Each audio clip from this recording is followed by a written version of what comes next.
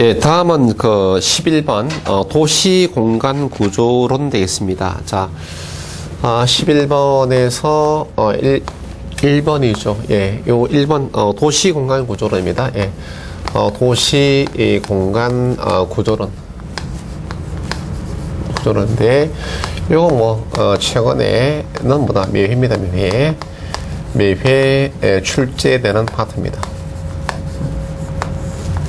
자, 1번에 동심원이죠.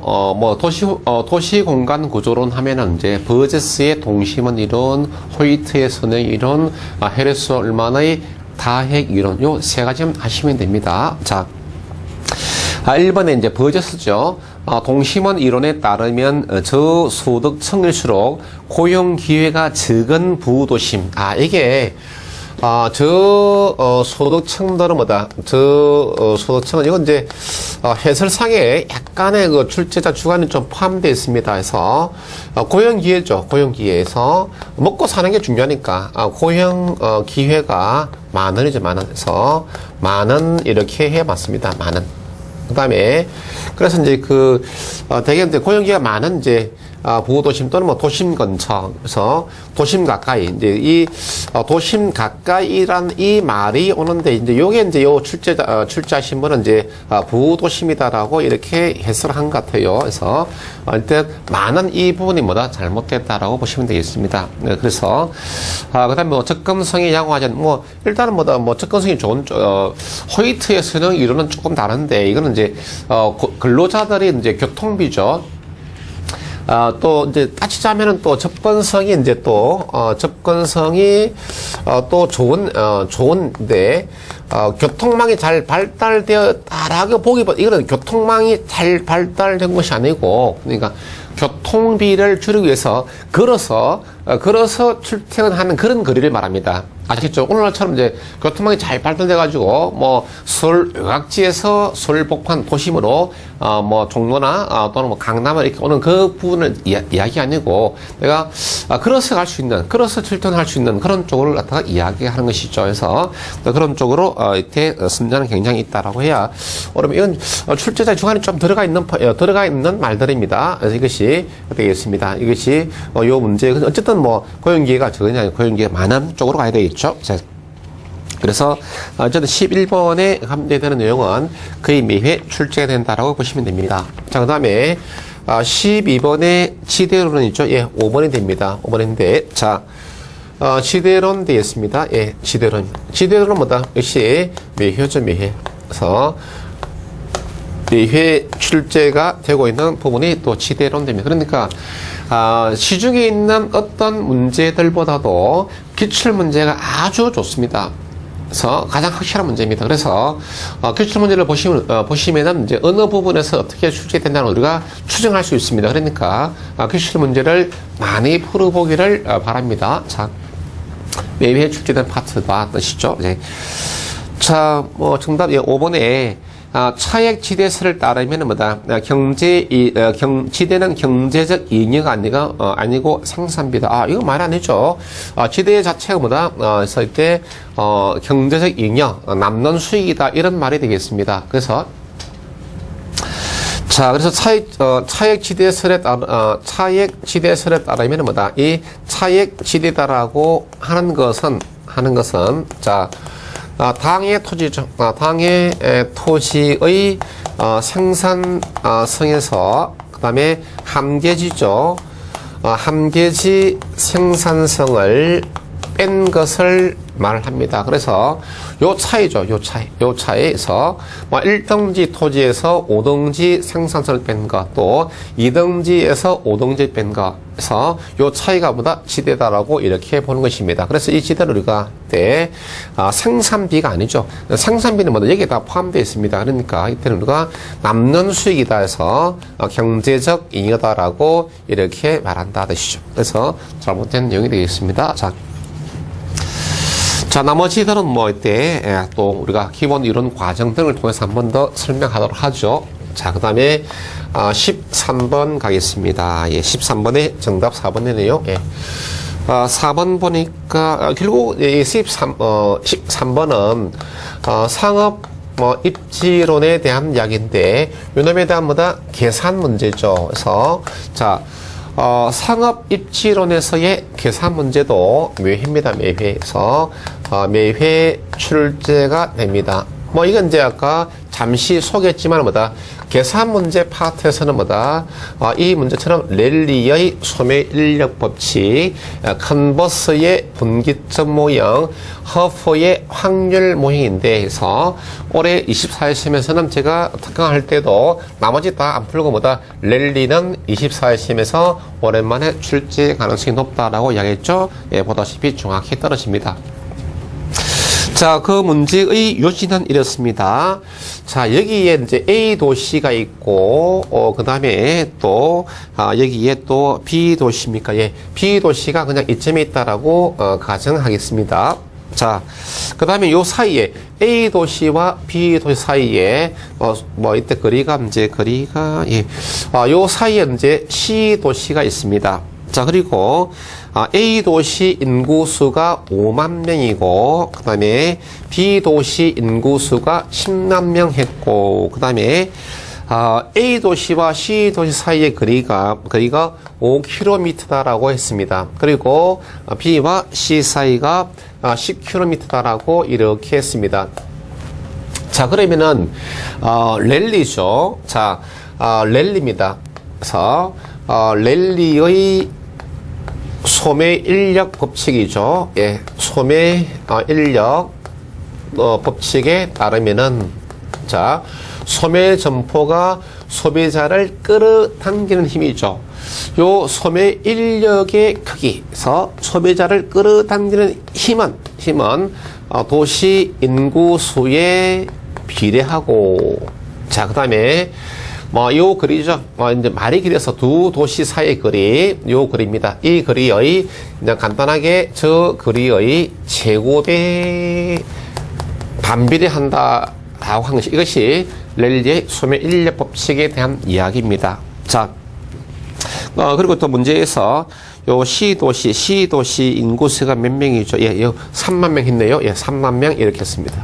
문제 조건에서. 자, 그러면 이제, 요 놈에 대해서 이제, 이것을 적용해서 저 문제를 풀어내는데, 뭐, 실제 이 수치를 대입해서 풀어도 관계 없는데, 자, 그냥 인구, 비례 함재식이 아주 좋습니다. 그래서, 자, 5만과 10만이죠. 그러니까, 이 뭐, A 도시를 1로 한다면은, 요거 2배니까 뭐다? B가 1대2가 되겠네요. 예.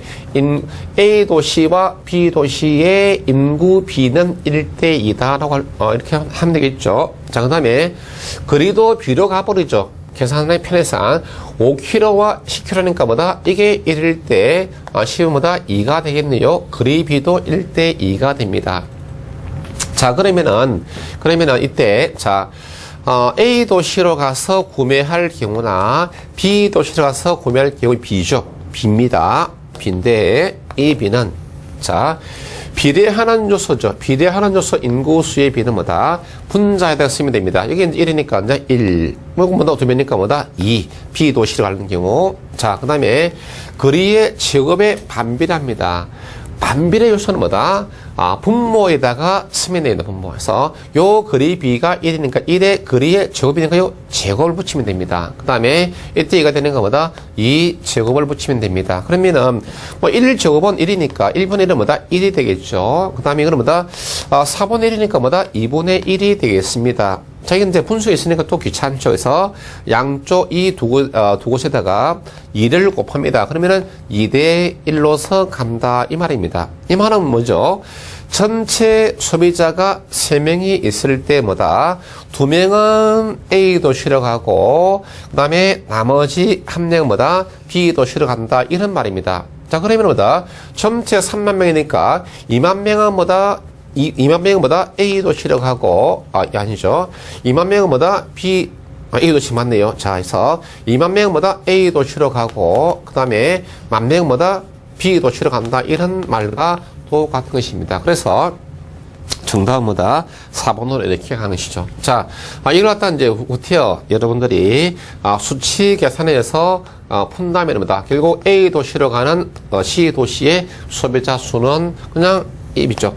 이거 2대1입니다. 그냥 분모에다가 2하고 1을 그냥 플러스 합니다. 그 다음에 A쪽이 2죠. 그래서 분자에다가 2를 쓰면 됩니다. 그 다음에 소비자 수가 3만이죠. 그래서 3분의 2니까 3 날라가고 하니까 2만 명 이렇게 됩니다. 자, 그 다음에 B도시로 가는 경우들을 생각한다면은 분모는 똑같이 이렇게 쓰면 됩니다. 근데 B쪽이 뭐다? 1이 되니까 분자에다가 1을 쓰고 소비자 수 3만 하니까 10,000명 이렇게 해야 되겠죠. 이렇게 하지 않아도 요 합리를 통해서 우리가 충분히 알 수가 있겠습니다. 자, 그 다음에 이제 14번 보니까 배부가 되겠네요. 예, 배부의 공업 입지론 되겠습니다. 자, 배부는 이번 14번에 일단은 이제 정답 4번인데, 그래서 배부의 최소 비용이 되죠. 공업 입지입니다. 배부의 최소 비용 이론 이렇게 갑니다. 자, 이 부분은 뭐다? 자주 출제가 되는 부분은 아닙니다. 아니요. 그런데 이제 제가 올해 24회 대비해서 강의할 때 오랜만에 배부가 출제될 것이다. 그래서 여러분들이 이거 들으시면 다 알 수 있습니다. 그래서 배부의 최소 비용 이론인데, 자, 그러면은 이 배부에 따르면 뭐다? 구체적 설명은 또 이론 과정 등에서 이야기하고 기출문제 해설이기 때문에 해당 지문에 대해서만 설명을 하도록 하겠습니다. 자, 배부는 뭐다? 공업 입지를 세 가지 중요 요소로 파악을 했습니다. 하나가 수송비가 되고, 그 다음에 두 번째가 노동비가 되고, 그 다음에 세 번째가 직접 이익이다라고 이렇게 봤습니다. 자, 이 세 가지 요인에 의해서 공장 부지를 선택하는 것이 가장 좋다라고 본 것이죠. 자, 그러면은 물론 그 중에서 가장 중요시한 부분이죠. 이러한 순서로서 중요시하게 됩니다. 자, 그러면은 이 경우에 수송비, 이건 비용이죠. 그러니까 수송비가 가장 적은 곳이 좋고, 그 다음에 노동비가 다음 적은 곳이 좋고, 그 다음에 이거는 이익이니까 집적의 이익은 가장 큰 곳이 좋은 것입니다. 자, 그래서 지문 4번을 보시면은 기업은 수송비, 인건비, 집적 이익의 순으로, 자, 이때 중요한 말이 있네요. 각 요인이 최소가 되는 지점에 입지한다. 자, 이렇게 보니까, 자, 수송비가 최소화되는 지점 맞습니다. 그 다음에 노동비가 최소화되는 지점 또한 맞습니다. 그런데 뭐죠? 집적의 이익은 뭡니까? 최대화되는 지점이 좋은 것이죠. 그래서 이걸 가지고 이제 이번 24시험에서 복수 정답이다라고 이렇게 주장하는데, 물론 복수 정답이 되어서 더 많은 수험생들이 합격하기를 바라는 마음은 저도 간절합니다. 그러나 저도 이재기를 몇 번 이재기 하는데 가장 앞장섰던 선생님입니다. 아시죠? 그래서 이제 합리적 타당성이 있을 때 저를 앞장서지, 좀 타당성이 좀 떨어지면은 이게 아쉽지만은 이 지문은 공단 발표의 내용이 맞다라고 이렇게 하고 빠지는 스타일입니다. 근데 요 4번 지문에서 가다가 각 요인이죠. 각 요인이 최소화되는 요렇게 했기 때문에 이게 잘못된 거죠. 이 말이 없으면은 뭐다? 4번 지문 맞습니다. 근데 출제자가 잘 알고 이 단어를 넣었죠. 각 요인, 이 요인 최소화, 이거 최소화, 이거 최소화인데 이거는 뭐다? 최대화되는 지점입니다. 그래서 4번 지문이 틀린 것이 됩니다. 아시죠? 그래서 그 단어 하나 때문에 4번 지문이 정답으로 가겠습니다. 자, 등비용선에 대한 이야기는 또, 이때 수업 시간에 항상 강조했던 내용들입니다. 수송비가 최소화되는 것은 입지 삼각형 내에 위치를 하게 됩니다.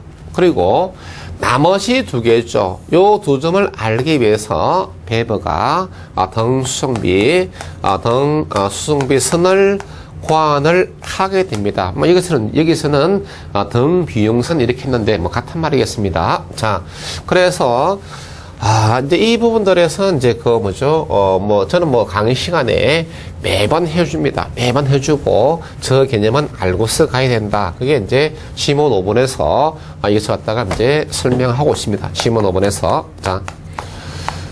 뭐 이건 이제 또 뭐 한 번도 어떤 분들 보니까 한 번도 들어본 적이 없는 말이 출제됐다라는데 그거는 이제 가르치는 분이 좀 뭐 잊어먹었다든지 다른 이유들 때문이겠죠. 그래서 저는 수업 시간마다 배분 이론 놓으면마다 뭐 뻔하게 다 설명합니다. 그래서 이런 것들이 출제될 수 있다라고 이야기하죠.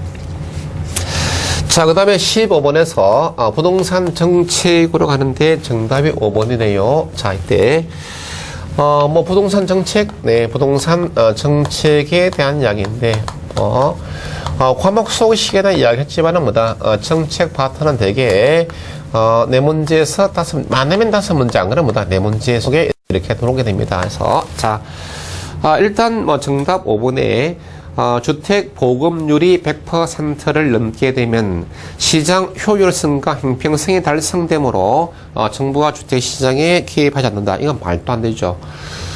보급률이 100%가 달성된다 하더라도 효율성과 형평성은 달성될 수도 있고 안 될 수도 있습니다. 또 주택 보급률이 100%가 달성됐다고 한다면은 주택을 더 이상 공급할 필요가 없습니까? 있습니까? 있죠. 왜냐? 주택은 수명이 있죠. 수명. 그러니까 오래된 재고주택, 즉 낡은 주택들을 철거하고 또 공급해야 되겠죠. 신규 주택으로. 그렇기 때문에 정책은 계속 들어가는 것입니다. 또한 100%가 달성됐다 해서 자동적으로 효율성과 형평성이 시장에서 달성되지는 않죠. 그 말도 안 되는 지문입니다. 자. 그 다음에 이제 16번 되겠네요. 예, 16번에서, 16번을 보니까 16번의 정답이 2번이네요. 2번. 자, 2번인데, 2번에 뭐죠? 이것도 부동산 정책입니다. 예, 부동산 정책에 대한 이야기고. 자, 2번은 우리가, 임대료 규제 정책이죠. 부동산 정책 중에서, 임대주택이죠. 예. 임대주택 정책입니다. 자, 부동산 정책에서 대개 4문제나 많으면 5문제 오는데, 그거 중에서, 임대주택 정책은 매회입니다. 매회 출제가 됩니다. 아시죠? 매회 출제. 자, 정답 2번. 자, 다른 조건이 일정할 때 정부가 임대료 한도를 시장 균형 임대료보다 높게 설정하면 초과 수요가 이거 잘못됐네요. 초과 수요가 발생해서 임대 부동산의 부족 현상이 초래된다. 자, 초과 수요부터 끝까지 잘못된 표현입니다. 자, 일단 지금 이런 이야기죠. 이러한 이야기입니다. 자, 이건 뭐 그림을 그리면서 설명을 할 수밖에 없네요. 자, 이때 원점이고, 임대료이고, 그 다음에 수량이 되겠습니다. 자, 수요 곡선이 이렇게 그려져 있고, 공급 곡선이 이렇게 되어 있다라고 가정하겠습니다. 자, 그러면은 이게 뭐죠? 시장의 균형 임대료입니다. 예를 들어서 균형 임대료를 50만원 이렇게 놓겠습니다. 뭐 참고로 또 균형 거래량은 100으로 갖다 놓겠습니다. 자, 그러면은 지문 2번의 내용은 뭐냐면은 일단은 앞부분의 전제 조건이 규제 임대료의 상한선을 균형 임대료 50만원보다 높게 설정했다 이 말입니다. 자, 해서 이 60이 규제 임대료이고, 그 다음에 그래서 이것이 균형 임대료이다 이런 말입니다. 자, 이렇게 높게 이 상한선을 설정을 했다란 이야기네요. 예. 이 말이죠. 이 말은 뭐다? 여기 상한선이죠. 그러니까 아무리 비싸게 받더라도 60만 원은 넘지 말라. 그 이야기는 뭐죠? 60만 원 이하로 받아라 이런 뜻입니다. 자, 그러면은 이제 보겠습니다. 예. 아니, 만약에 정부가 임차인을 보호하기 위해서 규제 임대료의 상한선을 60으로 설정했다라고 전제합니다. 그러면 뭐다? 여기 뭐다? 수요곡선이니까 내려보았더니 이것이 80이다라고 가정합니다. 그 다음에 여기 공급곡선이니까 내려보았더니 뭐다? 이것이 130이다라고 가정하겠습니다. 즉, 이런 말이겠죠. 규제 임대료 60만 원에서는 뭐다? 수요량은 80이고 공급량이 130입니다. 자, 그러면 여러분 보기에 그러면은 초과 공급이 아니냐라고 할 수 있죠. 자, 그러면은 시장은 어떻게 되느냐? 자, 이렇게 됩니다. 자, 만약에 여러분들이 임대주택 사업자이다, 즉 공급자다라고 보겠습니다. 그러면은 아니 수요량은 80이고 공급이 130이니까 내 임대주택이 임대되지 않을 수 있죠. 그러면 어떻게 하겠습니까? 임대가 안 되면 뭐다? 손해죠. 그러니까 임대료를 높이겠습니까? 낮추겠습니까? 낮춰야죠. 그래야 임대할 수 있으니까. 그렇게 되니까 결론적으로 이렇게 규제를 한다면 뭐다? 자, 결국 이렇게 낮아지고 그 다음에 수요량 뭐다? 임대료가 싸지니까 또 수요는 이렇게 증가됩니다. 그래서 결국에는 여기에서 거래가 발생합니다. 즉, 규제 임대료의 상한선을 균형 임대료보다 높게 설정을 하였다면은 아무 변화가 없습니다. 그러니까 균형량이죠. 균형량에서 뭐다? 거래가 발생을 합니다. 그러니까 지문 2번의 마지막까지 지문 2번에 초과 수요가 발생하여 쭉 그 뒤로 잘못됐죠. 그냥 이 경우에는 뭐다? 균형량에서 거래가 발생한다. 아시겠죠? 그래서 임대주택의 부족 문제도 있다 없다? 없습니다. 또 질적 저하의 문제도 없습니다. 아시죠? 아무런 문제가 없다는 것입니다. 그냥 균형량에서 거래가 발생한다. 이렇게 맞습니다. 자, 그 다음에 또 17번 볼까요? 예, 17번에, 지대론인데, 일단 17번에, 예, 5번입니까? 5번인데, 이거 뭐다? 마샬의 준지대네요. 예, 마샬의 준지대가 출제가 됐네요. 이건 뭐다? 처음 출제가 됐습니다. 최초로 출제가 된 문제다. 이 말입니다. 강의하면서도 이야기했죠. 마샬의 준지대는 한 번도 출제가 안 되었지만은 출제될 수도 있는데 정답은 뻔하다는 것입니다. 정답은 일단 준지대 개념은 이겁니다. 마샬이라고 하는 사람이 유명한 사람이죠. 그래서 이 사람이 토지에서 발생되는 지대를 설명하고자 보니까 좀 이상하다는 것입니다. 자, 여러분들이 농사 지을 때 토지에 농사 지을 때, 사람 손으로 농사 짓진 않죠. 손으로. 그러니까 농사 짓는데 기계, 장비 등이 투입됩니까? 안 됩니까? 투입되죠. 그러면은 내가 짓는 논에서 예를 들어서 쌀이 100가마가 올해 생산되었다라고 칩시다. 비용 다 빼고 그냥. 그러면은 그 토지 지대가 100가마냐? 이거 좀 이상한 거죠. 왜? 순수하게 토지 자체의 생산력에 의해서 100가마다라고 보기는 힘들죠. 왜? 기계, 장비 등이 투입된 결과도 있으니까. 그러면 마샬이 생각했는 것이 그렇다면은 토지에서의 순수지대는 얼마냐? 이게 궁금했거든요. 그래서 그렇다면은 뻔하다. 그러면 토지 말고 토지 외에 다른 자본 설비에 의해서 발생되는 지대를 알면은 토지의 순수지대를 알 수 있겠죠. 그래서 이 사람이 고안되는 것이 뭐다? 준지대가 되는 것이죠. 그래서 준지대는 토지 이외의 자본 설비에서 발생되는 지대를 말한다 뜻입니다. 그러니까 기계 종류 등이 되겠습니다. 자, 그래서 이러한 그 이야기 있을 겁니다. 예. 지문 2번에 있는데요. 지문 2번에 준지대는 생산을 위하여 사람이 만든 기계 또는 기구 등에 의해서 얻는 소득이 알겠습니까? 그것을 구하는 목적은 뭐였다? 토지에서 순수지대를 알고 싶어서 구한 것입니다. 그래서 그러한 자본 설비죠. 준지대. 이 준지대는 토지 말고 토지를 뺀 자본 설비에서 오는 뭐다? 지대를 우리가 이제 준지대로 본 것이죠. 그래서 고정 생산 요소에서 발생하는 지대다 뜻이죠. 그런데 이러한 자본 설비라는 것은 뭐다? 단기는 우리가 당장 공급할 수 있는 것이 아닙니다. 그래서 단기와 장기로 구분하는데 단기에는 준지대가 존재하지만 장기적으로는 뭐다? 소멸된다, 영이 된다는 이야기입니다. 그러면 제가 강의할 때 몇 번 강조했습니다. 준지대 같은 경우가 처음 출제가 되면은 요게 정답이 되거나 이게 정답이 된다. 그래서 정답 5번에 지문 5번 준지대는 토지 외의 고정 생산 요소에 기속되는 소득 요소로서 다른 조건이 동일하다면 영구적으로 지대의 성질을 가지는 소득.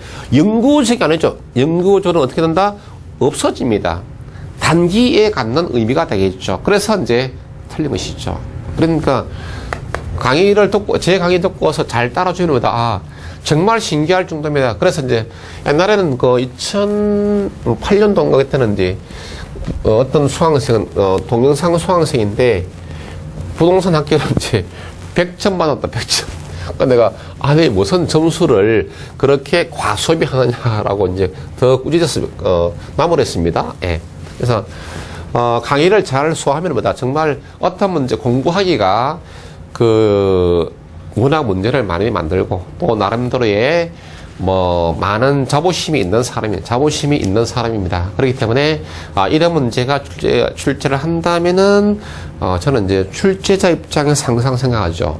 나는 그러면 이 내용을 가지고 정답을 만들어야 되겠다. 이제 그런 문제를 주로 만드니까 강의 하여튼 잘 따라오시면은 좋은 성적이 아니고 훌륭한 성적을 거둘 수 있습니다. 훌륭한 성적.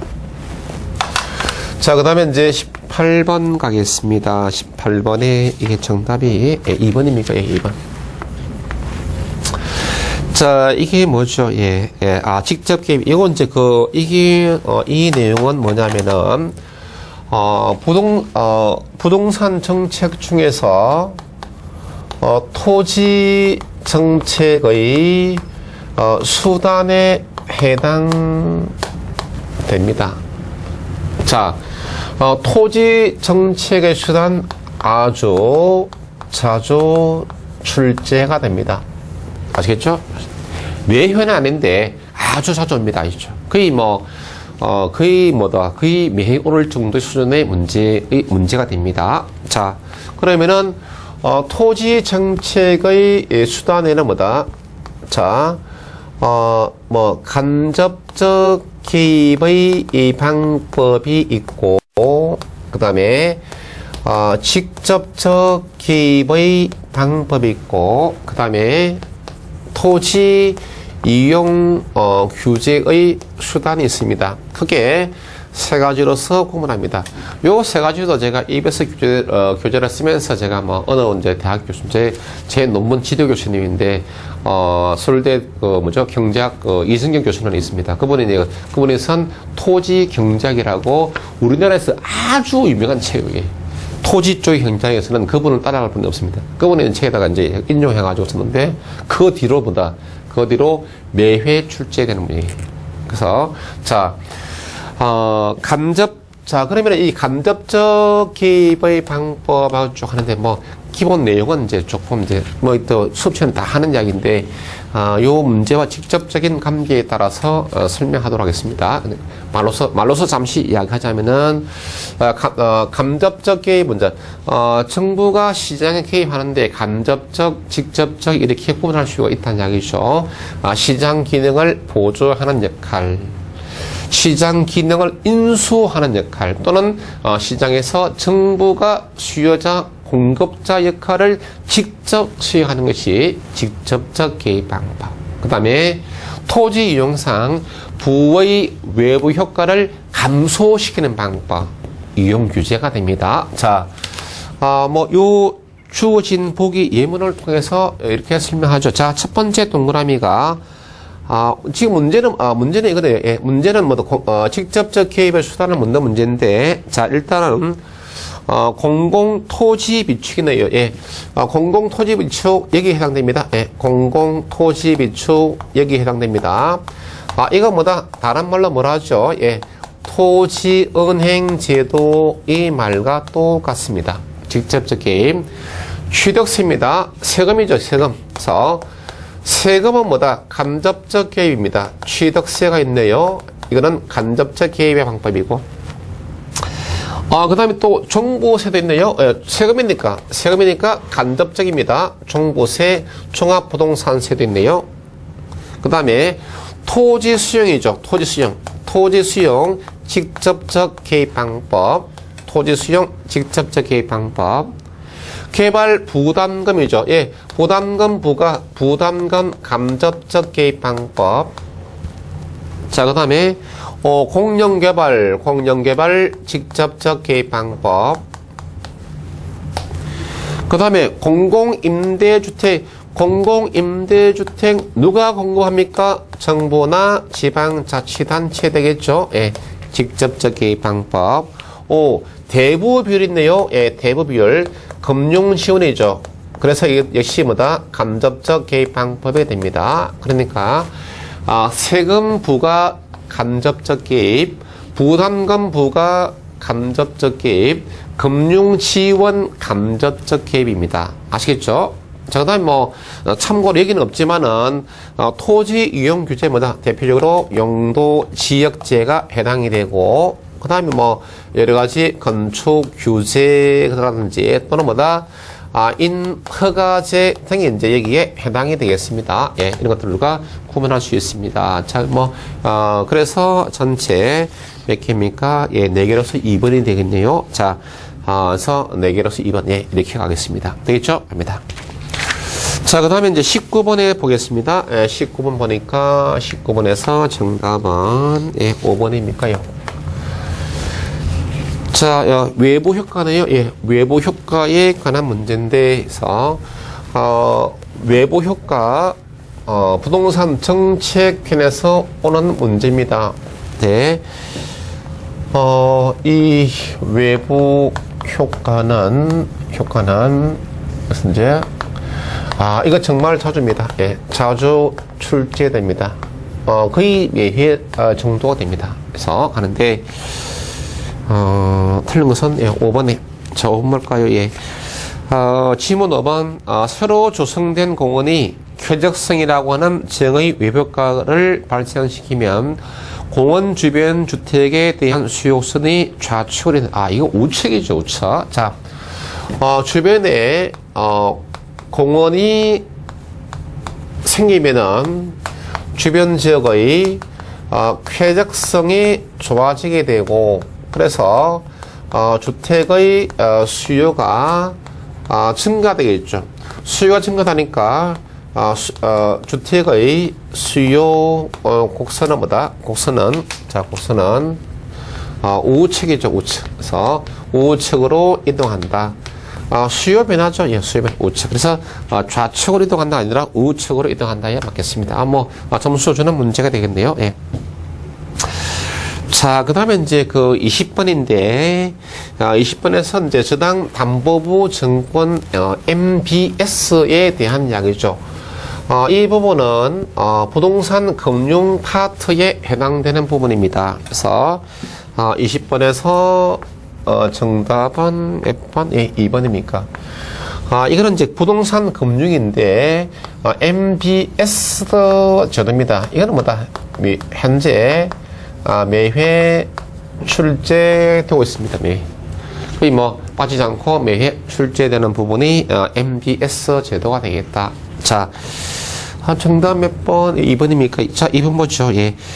MBB, 저당 담보부 채권이죠, 채권. MBB의 투자자는, 최초 주택 저당 채권 집합물에 대한, 소유권을 갖는다. 이거 아니죠. 그래서, 자, 요거는 전체적으로 설명이 되는데, 역시 시간 관계상 되겠습니다. 그래서, 이거는 이제 그 MBB는 우리가 채권 행태로 발행되는 것으로서 이 주택 저당 채권에 대한 소유권입니다. 이 소유권은 뭐다? 소유권은서 발행기관이죠.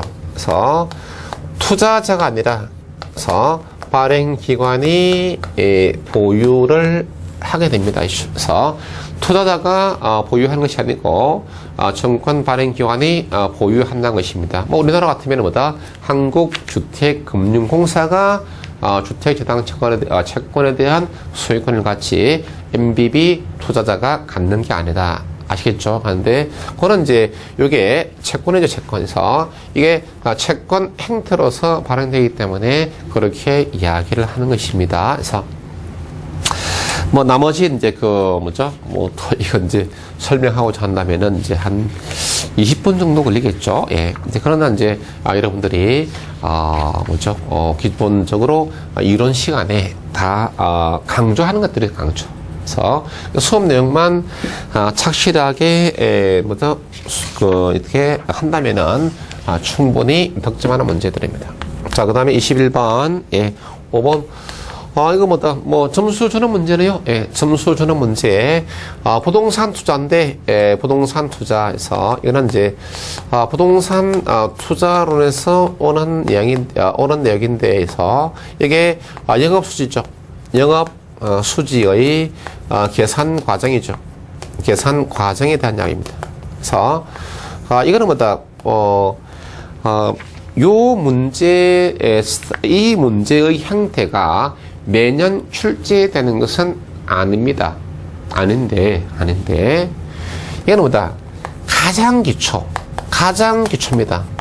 그래서, 자, 여러분, 이제 지금 요 순서표가 있죠?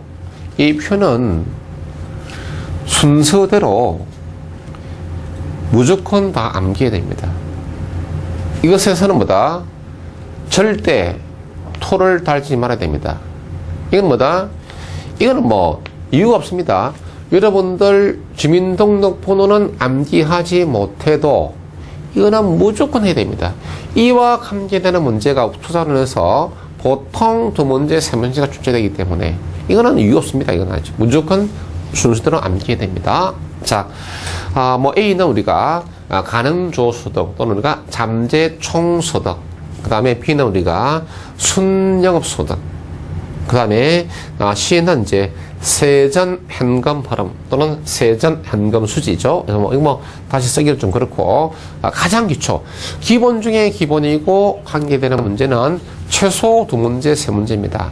이거 모르면 뭐다? 이거 모르면은 투자론 2문제, 3문제를 풀 수가 없습니다. 그래서 기초 중에 기초이기 때문에 그래서 무조건 암기해야 되고, 그냥 가장 기초적인 내용으로서 교재마다 다 있습니다. 뭐 왜냐, 기본 중에 기본이니까. 또 그렇다고 그게 출제가 안 되느냐? 예, 관련 문제 최소 2-3문제는 출제되기 때문에 이유 없이 무조건 암기해야 될 부분입니다. 자, 그 다음에 이제 22번 갈까요? 22번에 자, 그래서 5번이 답이 되는데, 네. 5번이 뭐죠? 예. 이거는 뭐죠? 투자론에서 우리가, 부동산 투자론에서, 부동산 투자입니다. 예. 부동산, 투자론에서, 이게, 이건 이제 하기가 좀 말이 길어서 그런데, 할인, 현금, 흐름 분석법이 다 아시죠? 할인, 현금, 흐름 분석법이 있습니다. 해서, 이것에 역시 감대에서는 뭐다? 항상이죠. 매회. 그래서 매회 출제가 됩니다. 그래서 할인 현금 흐름 분석법은 뭐다? 출제 안 된 적이 없습니다.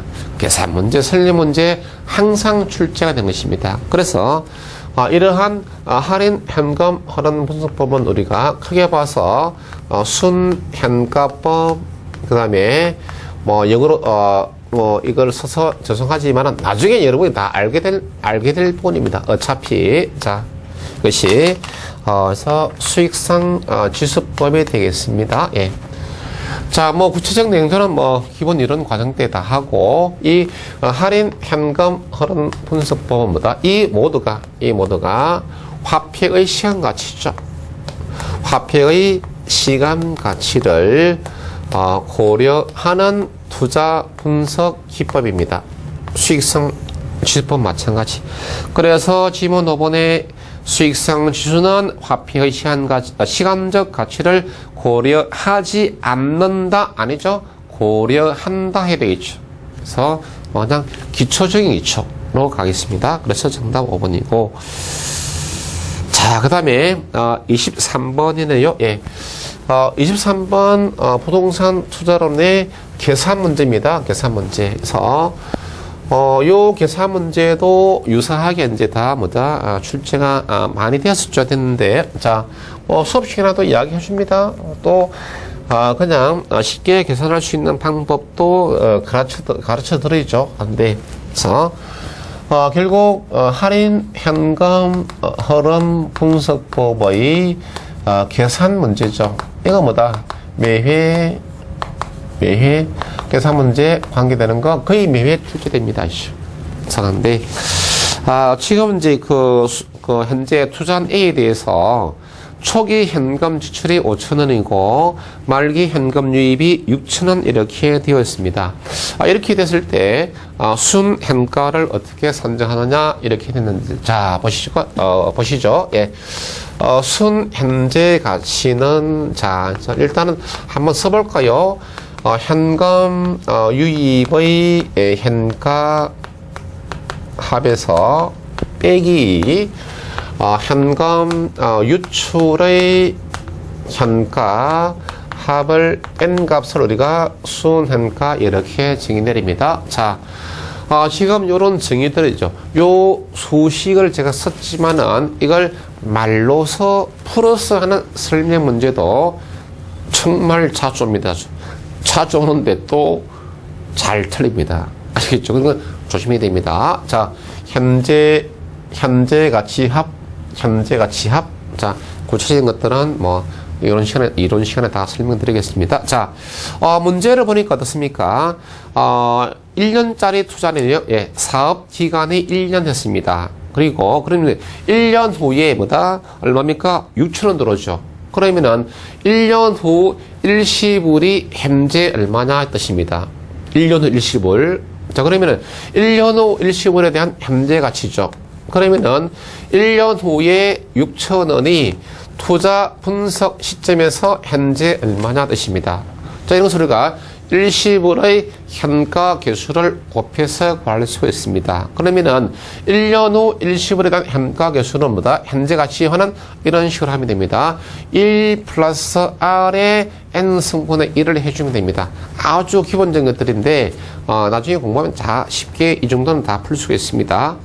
자, 그런데 문제 조건에서 할인율은 20%라고 했습니다. 20%는 소수로 0.2죠. 그래서 1 플러스 R인데 R 대신에 0.2로 하고 여기에 N생인데 1년짜리라서 1성 이렇게 하면 됩니다. 그렇게 하면 이것이 1년 후 6,000원에 대한 현재 가치. 그 다음에 투자 금액이 돼요. 투자 금액 현재 얼마다? 5,000원 이렇게 빼주면 됩니다. 자, 그러면은 결과적으로 6,000원 나누기 1.2죠. 6,000원 나누기 1.2를 해버리면은 5,000원 됩니다. 그러면 이거 5,000원 이렇게 돼버리죠. 따라서 순 현가는 얼마가 됩니까? 0 돼버리네. 0. 자, 그리고 이제 내부 수익률이죠. 내부 수익률 되겠습니다. 내부 수익률. 자, 그러면은 1년짜리입니다. 1년짜리 투자는, 자, 1년짜리. 지금 현재 이게 1년짜리죠. 자, 1년짜리 투자안이죠. 빼버리고, 1년짜리 투자안의 내부 수익률은, 자, 이때, 이때 이제 현금 유입이죠. 현금 유입 되겠습니다. 이때, 자, 현금 유출.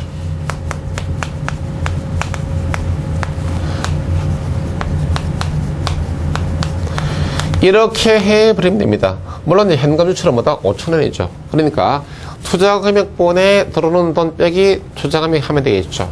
그러면은 이 경우에 5,000원 투자했고 1년 뒤에 6,000원 들어옵니다.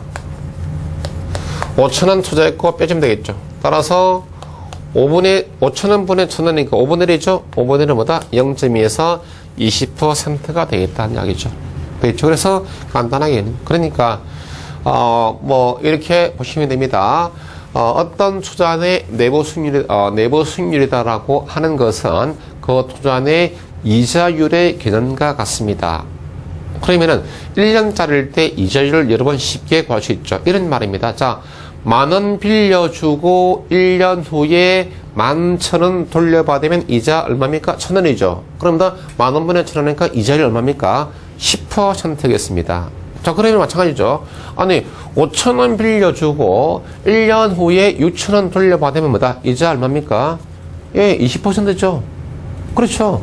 그래서 그냥 감산도 가능하죠. 저 1년짜리 투자안의 내부 수익률을 구할 때는 암산이다 되시죠. 암산. 자, 그런데 이 문제는 뭐다? 이 문제는 정말 절묘합니다. 뭐냐니까, 자, 이 내부 수익, 나중에 또 여러분 다 알게 됩니다. 내부 수익률이다라고 하는 것은 순현가를 0으로 하는 할인율이다라고 이렇게 이야기를 합니다. 자, 그러면 한번 볼까요? 자, 내가 순현가를 계산을 할인율 20%로 순현가를 계산해 봤더니 순현가가 0이 되었다는 것입니다. 오, 그러면 뭐죠? 이 할인율 20%는 그건 뭡니까? 내부 수익률 되겠죠. 그러니까 순현가가 0으로 계산이 된 경우에 내부 수익률 별도로 계산할 필요가 있다 없다? 없다. 아시겠죠?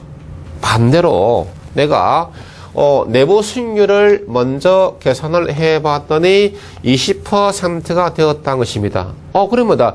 내부 수익률 20%인데 이렇게 보니까 문제 조건에서 할인율 20%하고 똑같죠. 그러면 뭡니까? 수원행가는 얼마가 됩니까? 0이 되죠. 왜? 내부 수익률은 수원행가를 얼마로 하는? 0으로 하는 할인율이다라고 정의를 하기 때문에. 그러니까 어느 한쪽에만 계산하면 뭐다? 나머지는 자동적으로 이 문제는 결정되어집니다. 뭐 그렇다면 뭐다? 이쪽부터 먼저 계산하는 것이 좋죠. 이것도 쉬운데 이거 여러분도 이렇게 할 수 있으니까. 그래서 문제는 뭐다? 이런 식으로 재미있게 출제를 한다는 것입니다. 그래서 계산 문제라고 해서 모두가 어려운 것은 아니다. 자, 그 다음에 24번의 문제를 보겠습니다. 24번의 정답이 2번인데, 그래서 어림셈법이네요. 예, 어림셈법. 자, 물론 부동산 투자입니다. 자, 어림셈법도 매회입니다. 매회 출제가 됩니다. 됐죠? 자, 옳은 것을 선택하라고 했네요. 자, 1번 보겠습니다. 1번 지문에. 자, 총소득 승수는 총투자액을 세후 현금, 이거 말도 안 되죠. 네. 총소득 승수입니다. 소득 승수인데, 자, 이거는 이제, 이게 승수법인데, 그래서, 총 투자액을 때, 조소득입니다. 조소득으로 나눈 것이죠. 그래서 세전 현금 흐름으로 나눈다. 이게 잘못됐죠. 조소득으로 나눈다. 지문 2번은 뭐다? 맞는 이야기고. 자, 지문 3번에 뭐죠? 순소득에는 예, 순소득 승수입니다. 이거 전부 다 기본 공식들입니다. 예. 그래서 순소득 승수 역시 승수법으로서 총 투자액을 이때 순영업이죠. 예, 순영업소득으로 이렇게 나눕니다. 되겠습니까? 그래서 예, 여기에 지분 투자액이 아니고 총 투자액을 이렇게 해야 되겠죠. 지분 투자액이 잘못됐네요. 예. 그 다음에 지문 4번 보니까 어떻습니까? 세후입니까? 예. 세후 현금 그래서 허름성수, 허름성수 이렇게 됐습니다. 성수법. 자, 뭐 당연히 뭐다 세후니까 분모에는 뭐다 세후 현금 흐름이고, 분자는 투자 금액인데 세후는 지분에 대한 대가이기 때문에 분자는 지분 투자액이 들어갑니다. 이렇게. 그래서 지문 4번에 세후 현금 흐름 성수는 총 투자액을 아니죠. 예, 지분 투자액을 세후 현금 흐름으로 나눈 것이다라고 맞겠습니다. 예. 그다음에 5번에서 이거는 수익률법이네요. 예, 지분 수익률이죠. 이게 이제 지분 투자 수익률, 예, 지분 투자 수익률 이렇게 했는데, 자, 여기서 뭐 지분 투자액입니다. 지분 배당률과 같은데 지분 수익률이니까 투자 금액이죠. 지분이라서 뭐다 지분 투자 금액. 그다음에 세전 현금 흐름로 이렇게 가면 되겠습니다. 그래서 이제 이건 뭐 세전을 하시고 이제 세전인데 뭐 지분 배당률이죠. 이건 이제 지분 배당률, 지분 투자 수익률. 네. 이렇게 보시면은 그래서 세전 되고, 그다음에 이제 이때 이제 지분 배당률 개념에서 우리가 이제 세전 현금 흐름으로 현금 흐름을 지분 투자율을 이렇게 나누는 것이 되겠다. 자, 그다음에 25번 볼까요? 25번의 계산 문제가 되겠습니다. 예. 부동산 투자론에서도 계산 문제가 2문제씩 출제된다라고 했죠. 그래서 이번에 계산 문제는 조금 쉬운 내용들인 것 같습니다. 쉽게 출제를 한 것 같습니다. 투자론에서. 자, 25번의 계산 문제인데 여기 4번이네. 부동산 투자론 계산 문제.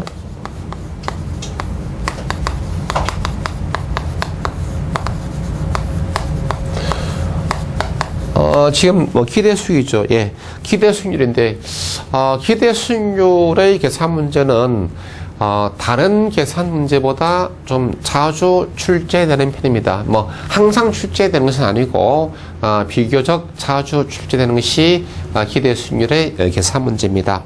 자, 이렇게 보니까 어떻습니까? 이게 이제 자, 예.